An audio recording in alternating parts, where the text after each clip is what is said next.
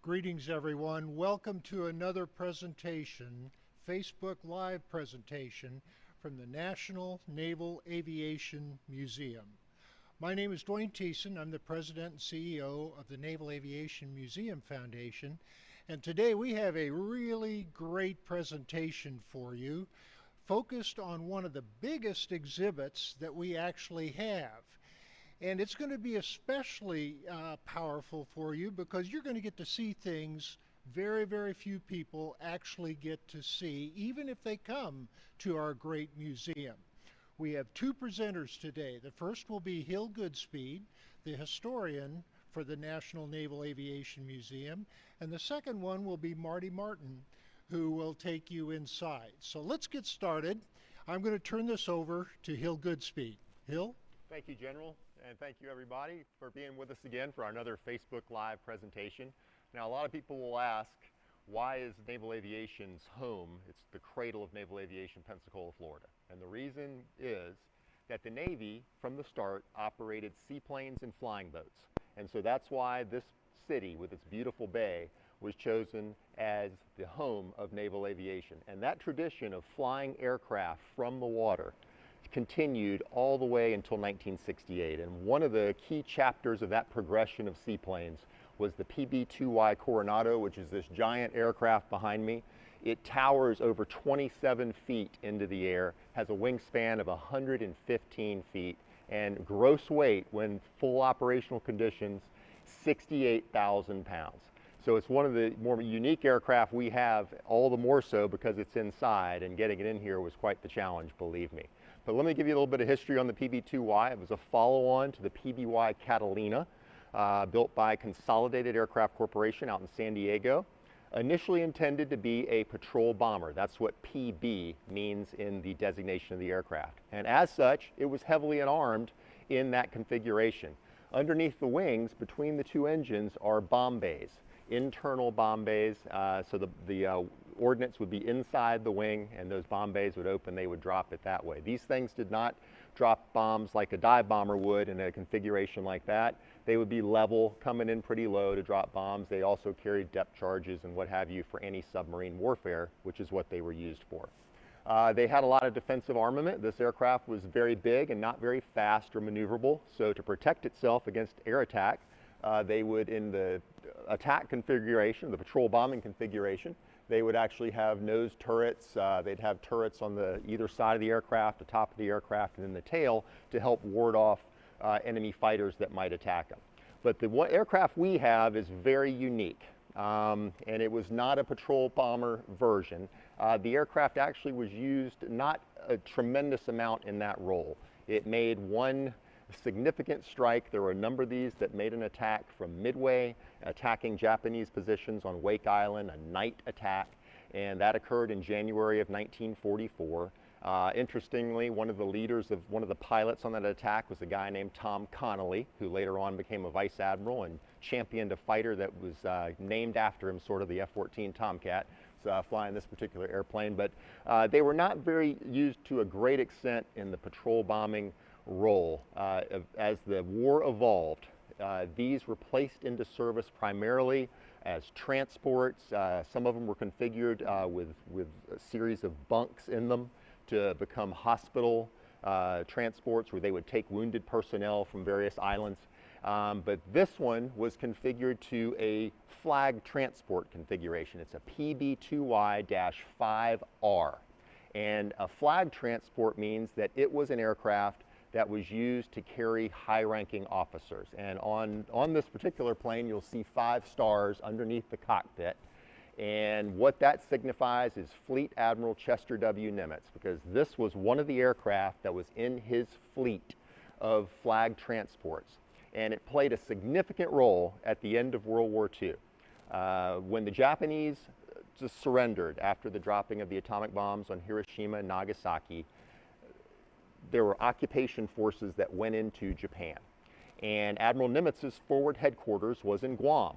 And he was going to be one of the key figures in the surrender of Japan. So he and members of his staff boarded 2 of these aircraft, this one and another one, and these aircraft transported them to Tokyo Bay. So this particular airplane carried Rear Admiral Forrest Sherman, who was Nimitz's deputy, and the other one that flew along with it carried Admiral Nimitz himself. And on August 29th, 1945, it launched from Guam to make the long flight to Tokyo. And they arrived over Tokyo Bay, and according to members of the crew, they had been instructed for Admiral Nimitz's plane to land first. He was the higher ranking officer, Commander-in-Chief of the Pacific Fleet, but this one, carrying Admiral Sherman, arrived first and circled over Tokyo Bay. And Admiral Sherman ordered the pilot to land. And the pilot said, well, sir, with all due respect, Admiral Nimitz is supposed to land first, and Admiral Sherman gave the order to land. So this one sort of beat Admiral Nimitz to the punch and landed in Tokyo Bay. By the way, it did not hurt Admiral Sherman's career at all. He eventually became a 4-star admiral and the Chief of Naval Operations. But this actual aircraft was one of the first to land in Tokyo Bay. Had a distinguished career after that in the Far East. It flew all over the coast of China and actually almost did not make it back to the United States. It was actually, being a seaplane, it could not land ashore. It had to be physically pulled ashore and launched. And this aircraft was in the midst of a typhoon off the coast of China after World War II had ended, and it was serving over there. And literally the crew had to anchor the aircraft on the water and endured a typhoon inside of this particular aircraft. It was being shaken, and as you can imagine, with the winds and high seas, rivets were popping, it was leaking. So they literally had to fight to save this aircraft from sinking. They got it repaired, flew it back to the United States, and then, like many World War II era aircraft, they needed to retire it. And they took this particular aircraft, and it was put up, it was stricken from the Navy's inventory, and lo and behold, somebody had an interest in it. And that person who had an interest in it was Howard Hughes, the famous movie maker and aviator. And he purchased it, we think, to help in maybe the training for his flight of his oversized seaplane, the Spruce Goose. We do not have any record that he actually ever flew it, but his company, and one of his companies owned it, and it was from one of Howard Hughes' companies in 1977 that this aircraft was donated to the National Naval Aviation Museum. For those of you who visited during that time and in the 80s, it was outside, it was really undergoing a rough time with all of the environmental conditions around here, salt air, sunshine beating down on it, and then it was placed in restoration in 1990, and over the course of 15 years it took the department in our museum, not working exclusively on the plane, but just trying to repair certain components of it because it's so large, and to recreate and restore it as the flag transport. So what we're going to do now is take you inside of this aircraft with Commander Marty Martin, who will show you some of the detailed restoration work and incredible craftsmanship that went into bringing PB2Y 5R, Bureau number 7099, back to its near original condition.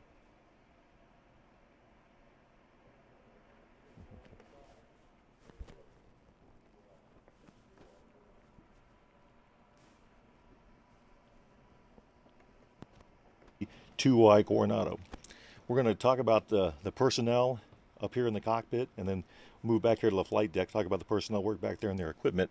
But we'll start up here. I'm sitting in the pilot's chair, and we're going to go over the going over the instruments in the flight station here.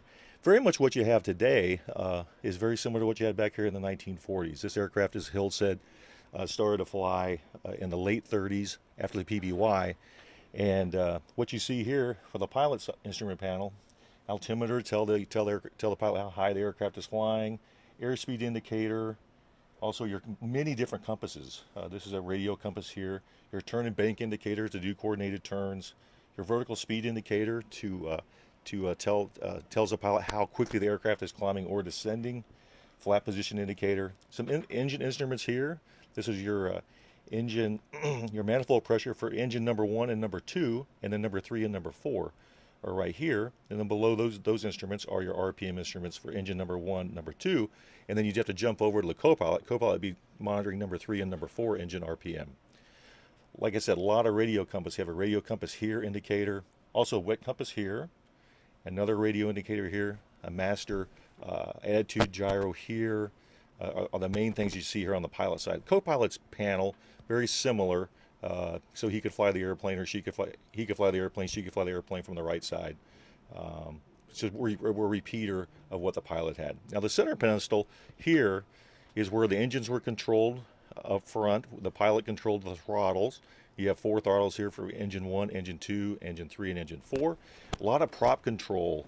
Controls are right here. A lot of switches that the pilot would move, configure to synchronize the engines, the props. My background is in P3s. We had the same system in the P3, but a little bit more advanced than what you have here in the 40s. But it works pretty well. Moving on through all this, all has to do with the propellers, controlling propellers. Here are the ignition switches for the magnetos for each of the engines. And then this is a very interesting piece of the aircraft that makes this airplane very unique. If you look at some of the pictures of the PB2Y, you'll see that some of the configurations of the airplane had 4 3-bladed props. If you look at the example we have here in the museum, this aircraft has 2 3-bladed props and 2 4-bladed props. Your 4-bladed props were on engines number 2 and number 3. And right here, the reason they were 4-bladed props is those 2 props could be reversed, so they could provide steering, directional control while on the water. So this is how you actually control the reverse pitch of those props. Number 1 and number 4 engine, those propellers were full feathering but not reversible. So that's what these controls are here. And these are old, I would say these are probably close to first generation red guarded switches. This is more what you would see nowadays, the safety wire. But all this controlled those propellers, number 2 and number 3. Here, as Hill said, this is a seaplane. It has no landing gear, so it's designed to land and take off from the sea or from water. It's not an amphibian. An amphibian is an aircraft that has a landing gear that allows it to land on land and sea. This aircraft can only land and take off from the water. So it has the retractable floats on the wingtips, which was a carryover in the design from the PB2Y Catalina. And this is where they would control the position of those floats. The up and down switch even had a red warning light to remind the flight crew that the floats were in the up position when they're trying to land. So you need to have those floats extended to provide stability once the aircraft landed on the water. These are all your light controls for exterior lights on the aircraft and interior lights. Here, your trim controls. This is your elevator trim on both sides of the pedestal for the pilot and the co-pilot. They're connected together. Your rudder trim, and then down back here, if you can see it, is the aileron trim. And you have all these types of things still in aircraft today, but in many cases the trim is controlled electronically with a switch on the control wheel. Here you don't. Here you just have a control wheel with no switches at all. Nowadays, the control wheels in your more modern aircraft are covered with switches and a very busy piece of gear. But back in the 40s, you just had the wheel, and all this was controlled down here. And this type of technology lasted until the 50s and 60s. And even if you went and flew a Cessna today, you would have something similar to this. So this is the flight deck here, or the cockpit here. We'll move back a little bit further forward aft, and we're going to go back and look at the flight deck. So bear with me while I reposition. We'll try not to damage anything. All right, now we're on what's called the flight deck of the PB2Y Coronado. And first off, we're going to talk about the navigator station. I was a naval flight officer in P3, so I started out as a navigator. So a lot of these instruments, while a little bit more dated than what I experienced when I started to fly, they're very similar. First off, you got the nav table. So the navigator would have his charts out here on the table, trying to determine where the aircraft is and where the aircraft needs to go to get to its destination, how it needs to get there. He had a stool that he would sit on to rest. In many pictures you see of the flight station and the flight deck at the Coronado, you'll see the navigator, even in the Clipper aircraft of Pan Am. The navigator was standing. He would walk back and forth and do his trade. Now, when it comes to instruments, the aircraft back here for the nav, you always have to have a compass. You have to know which direction you're going. That's what this is here, the compass. Much like in the P3, the navigator had a clock, 24-hour clock. You know what time it is. Outside air temperature, that was always important. When you take the outside air temperature and then your airspeed, you figure out your indicator speed. You figure out what your true airspeed is, and that's how that comes into play when you try to figure out winds and drift. And then you also had an altimeter.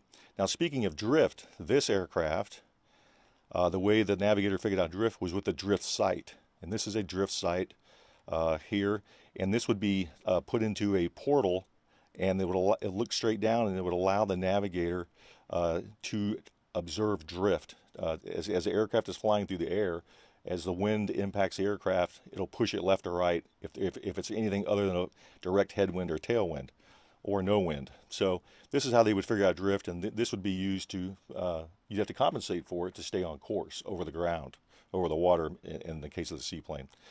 Also, we have the sextant. The navigator will use a sextant. He would do computations to figure out. He would take shots of the sun in the daytime, or the moon sometimes if it's dim enough in the daytime. But sun, moon, and at night he would shoot a star. And this is what they would use. This is representative. This is a 1940s era A12 Link bubble sextant. This is one of the artifacts here from the museum. And I'm not going to touch it because it's an artifact and it looks really good in its case. But what would happen is the navigator would take this sextant and look through the astro hatch, which was hard to get to on this airplane because of the configuration, but you should be seeing some pictures of the astro hatch and see the navigator actually shooting, looking at the sun, using a similar sextant to the A12. And that's what the astro hatch was used for, was allow this navigator to do cell shots both day and night. And then lastly, the LORAN, this long-range radio navigation. This is an APN-4, and this was the first LORAN used in naval aircraft in the late 30s, early 40s. This is the very first one. When I flew the P3 Bravo as a brand new navigator, we had LORAN and the APN-70, quite similar to this, a little bit bigger and a little bit more advanced.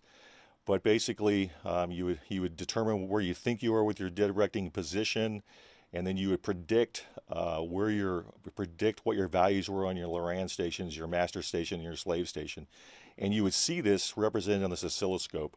And basically, you would take a reading off the oscilloscope in milliseconds, and you would plot that on a specially configured LORAN chart. And that's one of the ways that you would navigate over the ocean. And LORAN has been used by both mariners on the sea and navigators over the earth. And it was used up in probably the late 80s. It used to be maintained by the Coast Guard, and that system was phased out. We then began to use Omega. Omega worked very well, 8 stations around the world, and then with the advent of GPS, the Omega stations were deactivated. So navigation has come a long way over the years in flying. But LORAN, again, is what I started with, and it worked pretty well. We called ours the coffee grinder. It had a little grinding, looked like a cappuccino machine.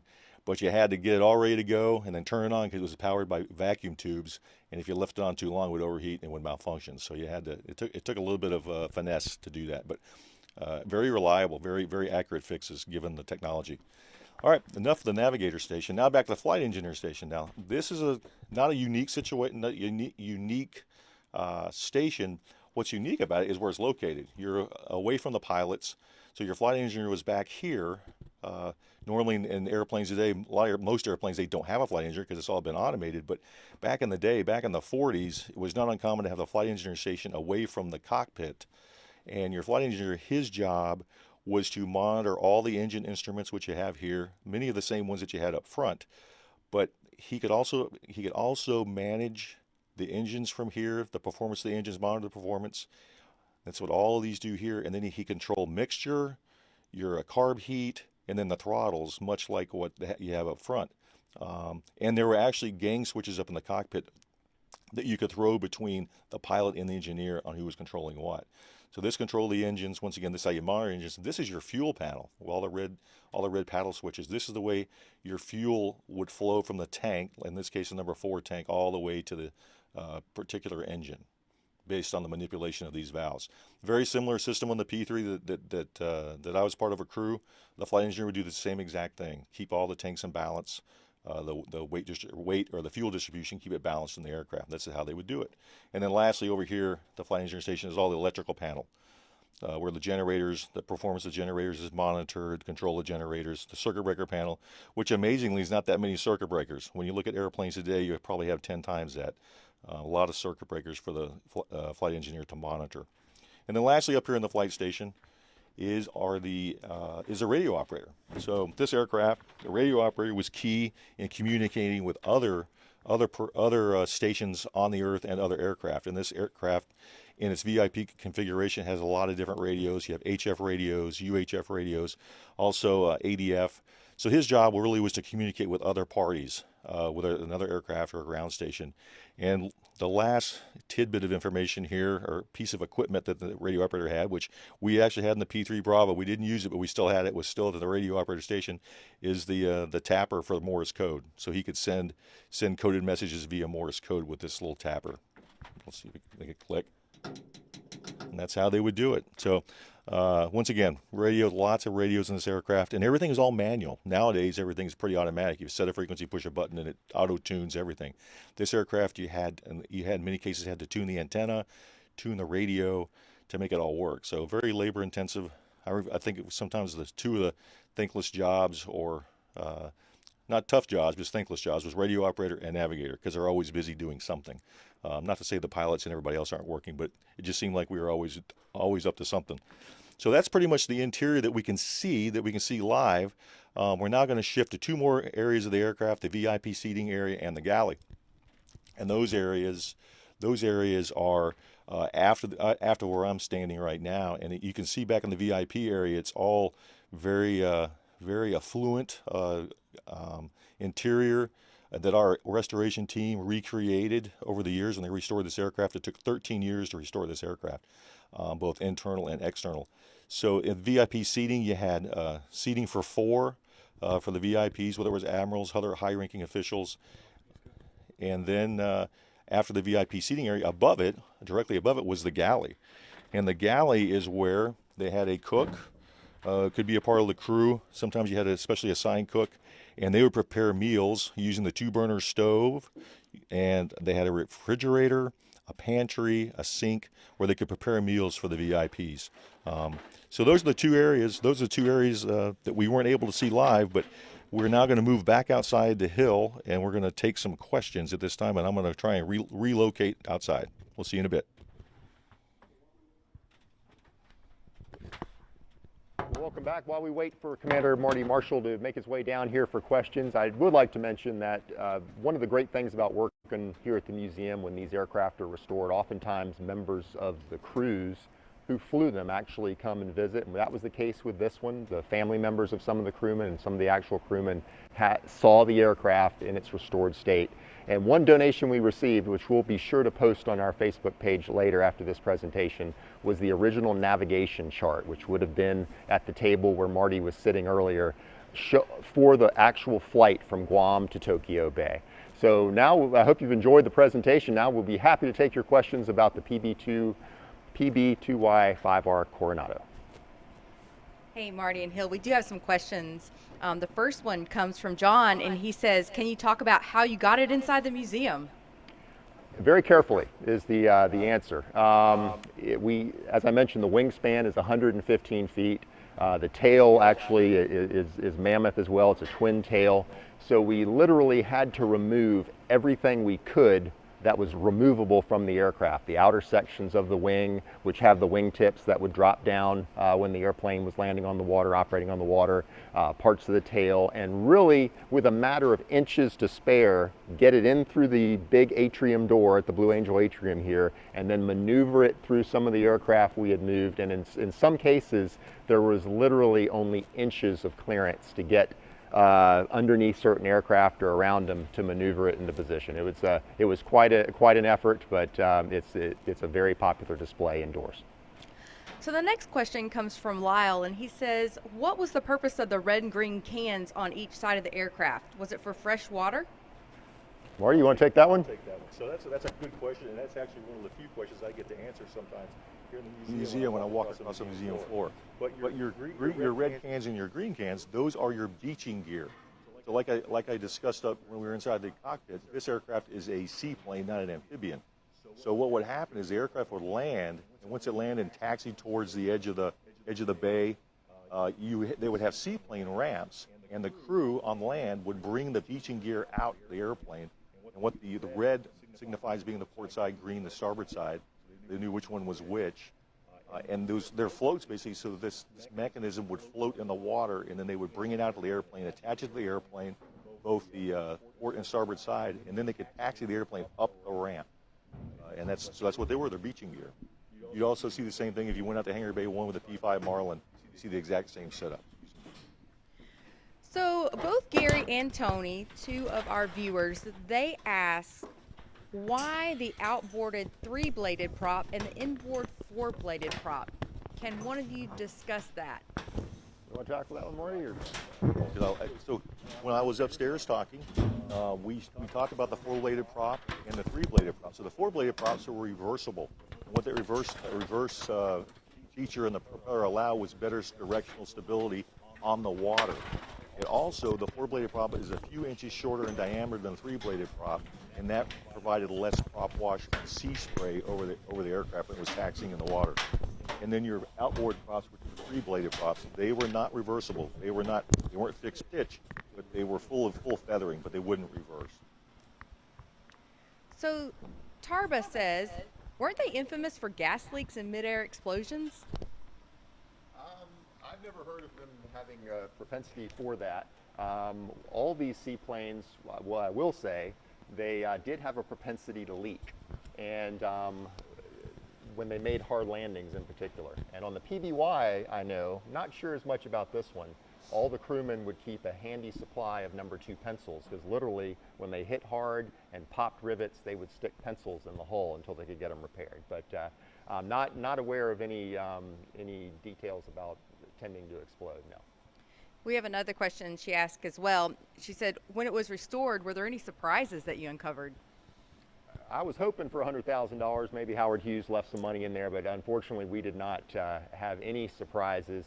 The big challenge, though, was since they were so unique, we had this particular version. Trying to outfit it as a flag transport like it once was probably the biggest challenge. But no surprises that I know of, except for some of the creatures that lived in it while it was outside.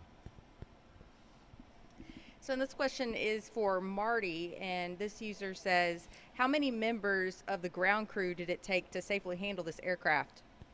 That's a good question. I can't say for sure how many exactly. When you look at the videos that you find on YouTube that are old from the 1930s, you see probably 5 or 6 people. Actually, the beaching gear, and you can't see here because it's covered up with wood. The actual tires, these wheels are actually on swivels. They're not fixed in one position, so they just swiveled. So they would just take rope and pull, with a tractor, pull it around, pull it around. But I don't know the exact number that it would take to move it around on the ramp. And just to say a quick hello, we have people tuning in from the Philippines and Finland, Bangkok and Australia, and Lisbon, Portugal. So thank you so much. And we have time for one other question, and it comes from Will, and he says, how long did it take to restore the PB2Y, and how much did it cost? Well, I'm not sure of the cost, but it took the better part of 15 years to actually bring it back into shape. And they didn't, our restoration crew and volunteers did not work on it exclusively, but whenever they could, and but literally, I can safely say that every single part of this aircraft was touched and refurbished and cleaned, replaced, or what have you. And a big challenge, one element of the time frame, was actually refurbishing the instruments and actually acquiring extra equipment that was not on the aircraft when it arrived. But that was our last question today for this Facebook Live. We enjoyed having you with us, and we're going to conclude before introducing the next Tuesday's event with a short video. And on this aircraft there is a name. It's Lieutenant Frank DeLorenzo. And he never actually flew this particular aircraft, but he was a longtime Pensacola resident, a longtime friend of the museum. He passed away in his mid-90s, actually the day after he came to see this aircraft unveiled for the first time. But why we have his name up there is, as a young junior officer, he was called right before Christmas, 1941, to go to his squadron spaces where he and his fellow crewmen transported Admiral Chester W. Nimitz to Pearl Harbor to assume command of the Pacific Fleet in the wake of the attack on Pearl Harbor. So we have a couple of minutes of video of Captain Frank DeLorenzo, USN retired, describing what it was like to fly Admiral Nimitz to Pearl Harbor during that momentous time.